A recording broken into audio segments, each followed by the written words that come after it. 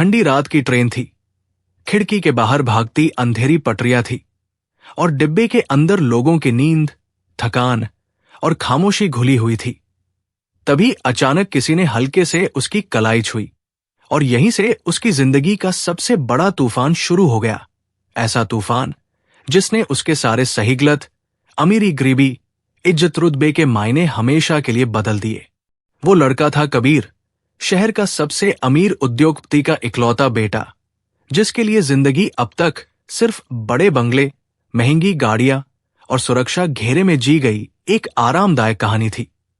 लेकिन आज वो बिना ड्राइवर, बिना गार्ड, एक आम इंसान की तरह ट्रेन में बैठा था, क्योंकि उसे भीड़ देखनी थी, जिंदगी को करीब से महसूस करना था और शायद किस्मत को भी यही मंजूर था। नींद खुली तो सामने एक लड़की खड़ी थी।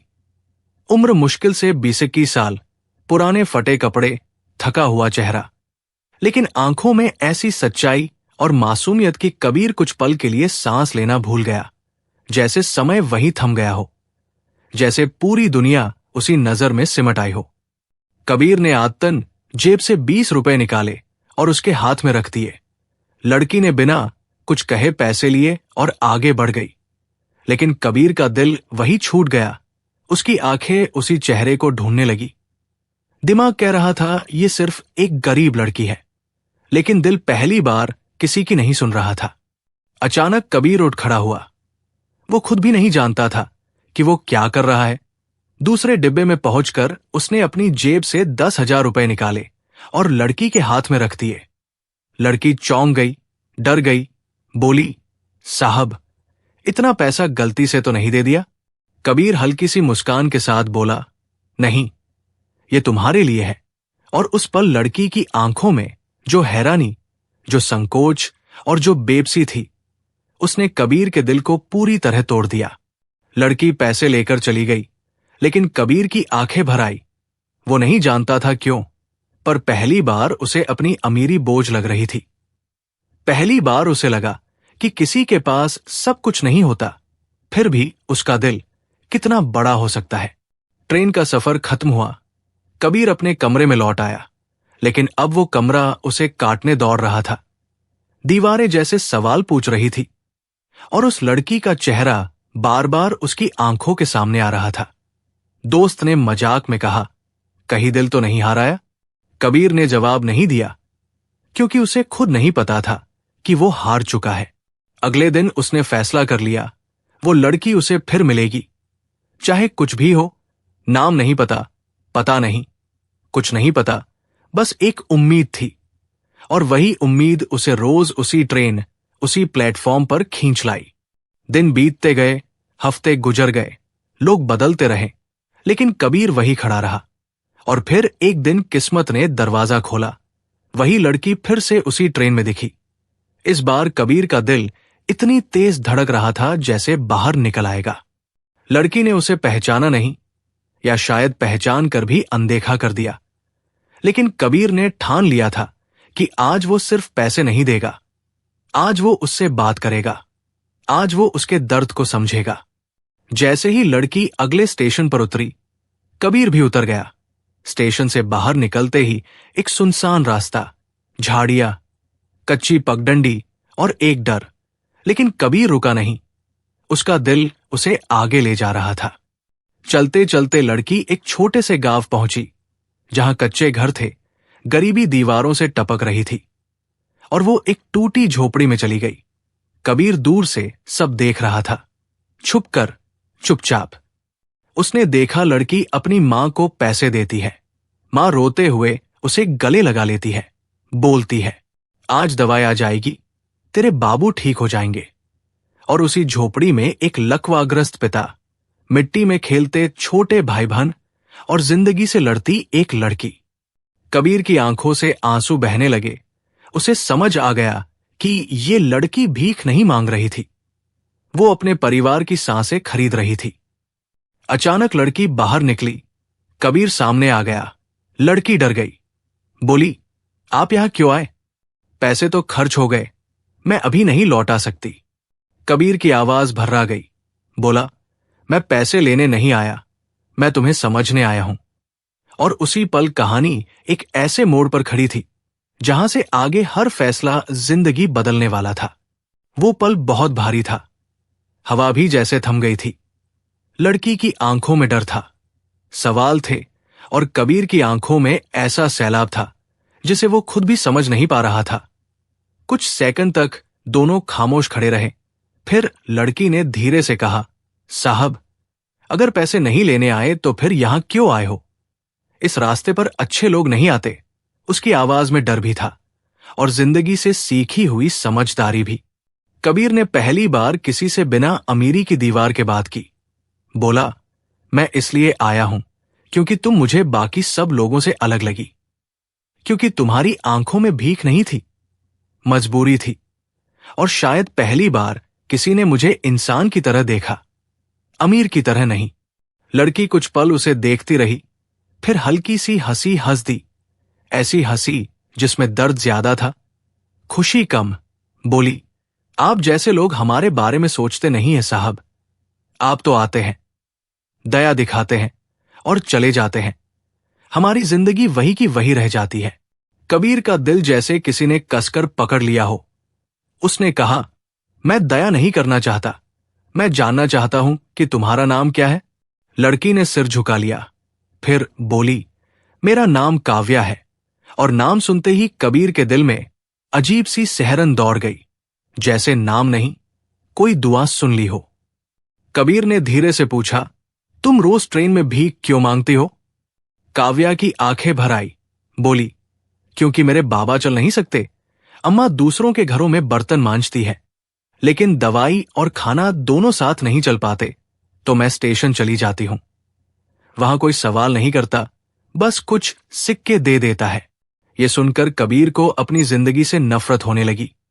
उसे याद आया कि वो कितनी बार खाना बर्बाद कर चुका है, कितनी बार बेवजह पैसे उड़ाए हैं, और यहां एक लड़की हर सांस के लिए लड़ रही है। तभी झोपड़ी से काव्या की मां बाहर आई। बेटी को इस अनजान लड़के के साथ देखकर घबरा गई। कड़क आवाज में बोली, काव्या, अंदर आ। ये लोग हमारे जैसे नहीं होते, ये खेल करके चले जाते हैं। और बेटी का हाथ पकड़कर खींचने लगी। कबीर ने पहली बार किसी के सामने हाथ जोड़ दिए। बोला, मां, मैं खेल करने नहीं आया, मैं आपकी बेटी से शादी करना चाहता हूं। ये शब्द ऐसे थे जैसे आसमान से बिजली गिर गई हो। काव्या सन्न रह गई। मां हंस पड़ी, बोली, अमीर लोग भी कमाल करते हैं। एक भिखारिन से शादी? मजाक अच्छा करते हो बाबू। लेकिन कबीर की आंखों में कोई मजाक नहीं था, सिर्फ सच्चाई थी। कबीर बोला, अगर आप चाहें तो मैं यही इस गांव में रुक जाऊंगा। कल सुबह मंदिर में शादी करूंगा, बिना ढोल, बिना दिखावे के, जैसे आपकी बेटी चाहे। और ये कहकर वो चुप हो गया। रात गांव पर उतर आई। काव्या की मां पूरी रात सो नहीं पाई। एक तरफ डर था कि कहीं ये सपना टूट न जाए, दूसरी तरफ उम्मीद थी कि शायद भगवान ने सच में दरवाजा खोला है। काव्या अपनी मां के पास बैठी रही। बोली, अम्मा, उसने पहली बार मुझे कीमती कहा है, मुझे बोझ नहीं समझा। मां की आंखों से आंसू बह निकले। उसने बेटी के सिर पर हाथ रखा। बोली, अगर दिल गवाही दे रहा है तो जा बेटी, लेकिन याद रखना, खुद को कभी छोटा मत समझना। सुबह की पहली धूप के साथ मंदिर के घंटे बजे। गांव वाले जमा होने लगे। कबीर वही खड़ा था, उसी सादे कपड़ों में, बिना किसी तामझाम के, जैसे वो अपनी पुरानी जिंदगी वही उतार चुका हो। काव्या जब मंदिर पहुंची तो उसकी आंखों में डर भी था और भरोसा भी। कबीर ने उसे देखा और मुस्कुरा दिया, वो मुस्कान जिसने काव्या को हिम्मत दी। साधारण सी शादी हुई, न बैंड था, न बारात, लेकिन उस मंदिर में जितनी सच्चाई थी उतनी शायद किसी बड़े महल में भी नहीं होती। कबीर ने काव्या की मांग में सिंदूर भरा और उसी पल दोनों की किस्मत एक हो गई। शादी के बाद कबीर ने पहली बार अपनी अमीरी का सही इस्तेमाल किया। काव्या के घर के लिए राशन आया, दवाई आई, उसके बाबा की आंखों में उम्मीद लौटी, मां की झुकी हुई कमर थोड़ी सी सीधी हुई। लेकिन कहानी यही खत्म नहीं हुई थी। असली परीक्षा तो अब शुरू होने वाली थी, क्योंकि कबीर ने अभी तक अपने घरवालों को कुछ नहीं बताया था। और वो जानता था कि असली तूफान शहर में उसका इंतजार कर रहा है। शहर पहुंचकर उसने एक छोटा सा कमरा लिया, काव्या को नई दुनिया दिखाई, अच्छे कपड़े पहनाए। लेकिन दिल में डर था कि जब सच सामने आएगा तब क्या होगा। काव्या हर रोज उससे एक ही सवाल पूछती, मैं आपके मां बाबा से कब मिलूंगी? और कबीर हर बार जवाब टाल देता, क्योंकि उसे पता था ये सवाल सिर्फ मिलने का नहीं, स्वीकार होने का था। शहर की रातें अब कबीर के लिए पहले जैसी नहीं रही थी। बाहर चमकती रोशनी, ऊंची इमारतें और महंगी गाड़ियां अब उसे खाली लगने लगी थी, क्योंकि उसके दिल में हर वक्त एक ही डर पल रहा था।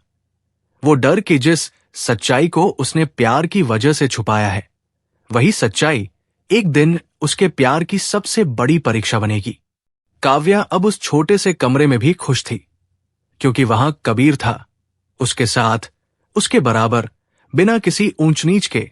वो सुबह उठकर चुपचाप घर साफ करती, कबीर के लिए चाय बनाती और फिर खिड़की के पास बैठकर बाहर की दुनिया को देखती। लेकिन उसकी आंखों में एक सवाल रोज और गहरा होता जा रहा था। एक दिन उसने हिम्मत करके फिर पूछा, कबीर, क्या मैं आपके मां बाबा को पसंद नहीं आऊंगी? उसकी आवाज बहुत धीमी थी, लेकिन उस सवाल में सालों की हीनता और डर छुपा हुआ था। कबीर ने उसका हाथ थाम लिया, बोला, तुम जैसी हो वैसी ही सबसे कीमती हो, बस सही वक्त आने दो। लेकिन अंदर ही अंदर उसका दिल कांप रहा था, क्योंकि वो जानता था कि उसके पिता का समाज, उसका रुतबा और उसका नाम, सब कुछ आसान नहीं होने वाला। इसी बीच एक दिन बाजार में कबीर अपने एक पुराने पारिवारिक परिचित से टकरा गया। वो आदमी कबीर को पहचान गया, लेकिन काव्या को देखकर उसकी भौहें तंग गई। उसने दूर से ही दोनों को देखा और उसी रात कबीर के पिता को फोन कर दिया। फोन की घंटी जब बजी, कबीर का दिल बैठ गया। पिता की आवाज आई, कबीर, सुना है तुम किसी लड़की के साथ रोज बाजार में घूमते हो। अगर पसंद है तो शादी कर लो, इस तरह की बातें हमारे घर को शोभा नहीं देती। कबीर ने पल भर सोचा और झूठ का सहारा लिया। बोला, बाबा, वो मेरी पढ़ाई की दोस्त है, यहां कोचिंग कर रही है। फोन कटते ही उसे खुद से नफरत हो गई, लेकिन वो जानता था कि आधा सच अभी जरूरी है। उस रात काव्या देर तक जागती रही। उसने कुछ नहीं कहा, लेकिन उसकी खामोशी कबीर को खा रही थी, क्योंकि प्यार में चुप्पी सबसे भारी होती है। कुछ दिनों बाद कबीर ने फैसला कर लिया, अब और नहीं, अब उसे सच बोलना ही होगा। उसने अपने पिता को फोन किया और घर आने की इजाजत मांगी। उधर से खुशी भरी आवाज आई, आ जाओ बेटा, तुम्हारी मां तुम्हारी बहू का इंतजार कर रही है। ये शब्द सुनकर कबीर के पैरों तले जमीन खिसक गई। बहू, ये शब्द जितने मीठे थे उतने ही डरावने भी। घर जाने से एक दिन पहले कबीर ने काव्या को तैयार किया। सादा लेकिन सुंदर साड़ी, हल्का सा श्रृंगार, मांग में सिंदूर। काव्या आईने में खुद को देखकर घबरा गई। बोली, मैं आपके घर के लायक नहीं लग रही हूं। कबीर ने उसका चेहरा अपने हाथों में लिया। बोला, मेरे घर की इज्जत कपड़ों से नहीं, दिल से तय होती है। जब दोनों बड़े से घर के सामने पहुंचे, गेट खुला, मां बाहर आई। उनकी नजर सबसे पहले काव्या पर पड़ी। एक पल के लिए सब थम गया। फिर मां ने मुस्कुराकर काव्या को गले लगा लिया। बोली, तू कितनी प्यारी है बेटा। और उसी एक पल में काव्या की आंखों से आंसू बह निकले। पिता दूर खड़े सब देख रहे थे। उन्होंने कुछ नहीं कहा, लेकिन उनकी आंखें हर हरकत नोट कर रही थी। काव्या का झुकना, नमस्ते करना, आवाज की मिठास और आंखों की सच्चाई। दिन बीतने लगे। काव्या घर में ऐसे घुल गई जैसे बरसों से वही की हो।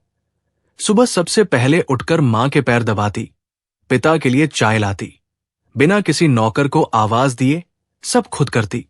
और यही बात धीरे धीरे उस बड़े घर की दीवारों को पिघलाने लगी। मां कई बार कहती, इतनी सेवा मत किया कर, तू थक जाएगी।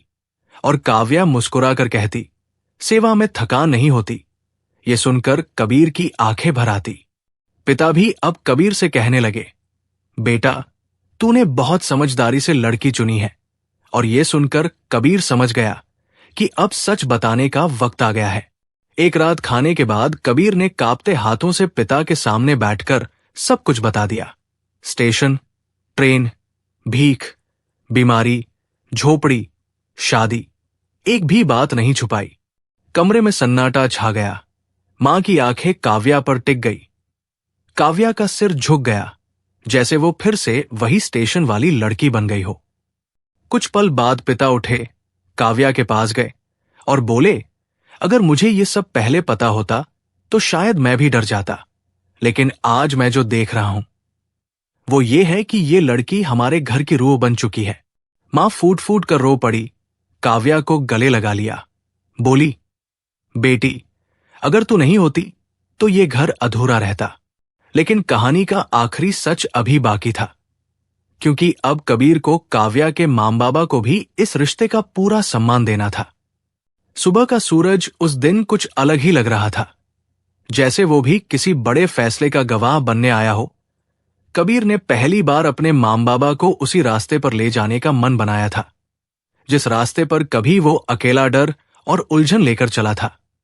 आज उसके साथ उसके मां बाबा थे, लेकिन दिल में वही सवाल था कि क्या दिल की अमीरी दौलत की अमीरी से जीत पाएगी। गाड़ी जैसे जैसे शहर से दूर होती गई, सड़कें पतली होती गईं, मकान छोटे होते गए और कबीर के पिता की आंखों में चुपचाप सब कुछ पढ़ा जा सकता था। वो कुछ बोल नहीं रहे थे, लेकिन हर झटका, हर मोड़ उनके भीतर चल रही उथल पुथल को साफ दिखा रहा था। काव्या पीछे बैठी थी, उसकी उंगलियां आपस में उलझी हुई थी। आंखों में डर था कि कहीं आज वो फिर से छोटी न साबित कर दी जाए, कहीं उसके मां बाप को उसकी वजह से झुकना न पड़े, क्योंकि गरीबी सिर्फ जेब को नहीं, आत्मसम्मान को भी थका देती है। जब गाड़ी गांव के बाहर रुकी तो सामने वही झोपड़ियों वाला इलाका था, लेकिन अब एक पक्का सा छोटा घर भी नजर आ रहा था। कबीर की मां ने चारों तरफ देखा, कुछ पल के लिए उनकी आंखें भर आई। शायद उन्हें पहली बार समझ आया कि जिंदगी कितनी अलग अलग रंगों में बंटी होती है। काव्या की मां दरवाजे पर ही खड़ी थी, घबराई हुई, हाथ जोड़कर बोली, मालिक, हमें माफ कर दीजिएगा, हम आपकी हैसियत के लायक नहीं हैं। इतना सुनते ही कबीर की मां आगे बढ़ी और उनके हाथ पकड़ लिए, बोली, आज से ऐसे मत बोलना, आज से हम एक ही परिवार है। ये सुनते ही काव्या की मां रो पड़ी। वो आंसू जो बरसों से इज्जत और डर के बीच दबे हुए थे, आज बहने की इजाजत पा गए थे। काव्या के पिता चारपाई पर बैठे थे, कमजोरी साफ दिख रही थी, लेकिन आंखों में एक उम्मीद थी। कबीर के पिता उनके पास गए, धीरे से बोले, भाई साहब, आपने बेटी नहीं, हीरा दिया है हमें। और पहली बार किसी अमीर आदमी ने उन्हें बराबरी से देखा था। गांव वाले दूर खड़े सब देख रहे थे। किसी को यकीन नहीं हो रहा था कि इतना बड़ा घराना इतनी सादगी से झोपड़ी में बैठा है। कोई ऊंची आवाज नहीं, कोई दिखावा नहीं, सिर्फ अपनापन। कबीर के पिता ने वहीं सबके सामने कहा, आज के बाद ये घर अकेला नहीं रहेगा, ये हमारा भी घर है। और उसी दिन उन्होंने काव्या के मां बाप के लिए दुकान, इलाज और सम्मान का वादा नहीं, जिम्मेदारी ली। काव्या ये सब देख रही थी। उसका दिल जोर जोर से धड़क रहा था, क्योंकि उसे पहली बार महसूस हुआ कि उसकी जिंदगी अब किसी एहसान पर नहीं, रिश्ते पर टिकी है। कुछ महीने बीते, गांव में वो पक्का घर बन गया, दुकान चलने लगी, काव्या के पिता की दवाइयां समय पर आने लगी, और सबसे बड़ी बात, उनके चेहरे से वो डर गायब हो गया जो हमेशा अमीर नाम सुनकर आ जाता था। एक शाम कबीर और काव्या छत पर बैठे थे। हवा हल्की थी।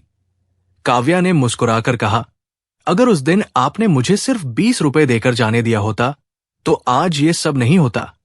कबीर की आंखें नम हो गई। बोला, शायद तब मैं अमीर होता, लेकिन आज मैं इंसान हूं। कबीर के पिता अक्सर कहते, अगर मैंने अपने बेटे की शादी दौलत देखकर करवाई होती तो घर में आराम होता, लेकिन सुकून नहीं। और मां हर रोज काव्या के सिर पर हाथ रखकर कहती, तू इस घर की किस्मत है। वक्त के साथ कहानी फैल गई। लोग बात करने लगे, कोई तारीफ करता, कोई सवाल उठाता, लेकिन कबीर और काव्या ने एक बात सीख ली थी कि समाज की आवाज तब तक ही तेज होती है जब तक इंसान खुद कमजोर हो। एक दिन काव्या स्टेशन के पास से गुजरी। वही स्टेशन, वही ट्रेनें, वही भीड़, लेकिन आज उसकी आंखों में डर नहीं था। उसने खुद से कहा, कभी कभी जिंदगी वहीं से बदलती है जहां हम सबसे ज्यादा टूटे होते हैं। कबीर ने उसका हाथ थाम लिया। दोनों मुस्कुराए, क्योंकि अब उन्हें किसी मंजिल की जरूरत नहीं थी। वो खुद एक दूसरे की मंजिल बन चुके थे। इस कहानी का सच बस इतना सा है कि प्यार किसी स्टेशन, किसी कपड़े या किसी हैसियत को नहीं देखता। वो सिर्फ दिल देखता है, और जब दिल सही हो तो किस्मत भी रास्ता बदल लेती है। अब आपसे एक सवाल है, अगर आपकी जिंदगी में कभी दिल और समाज आमने सामने खड़े हो जाएं, तो आप किसे चुनेंगे, लोगों की राय या अपने दिल की सच्चाई? और क्या आप मानते हैं कि इंसान की कीमत उसकी जेब से नहीं, उसके संस्कार और दिल से तय होनी चाहिए? अपनी राय जरूर बताइए, क्योंकि हो सकता है आपकी एक सोच किसी और की जिंदगी बदल दे। अगर आपको यह कहानी अच्छी लगी हो तो हमारे channel story by DK. Jha को सब्सक्राइब करें और शेयर करें। मिलते हैं एक और नई कहानी के साथ। तब तक के लिए आप अपना और अपने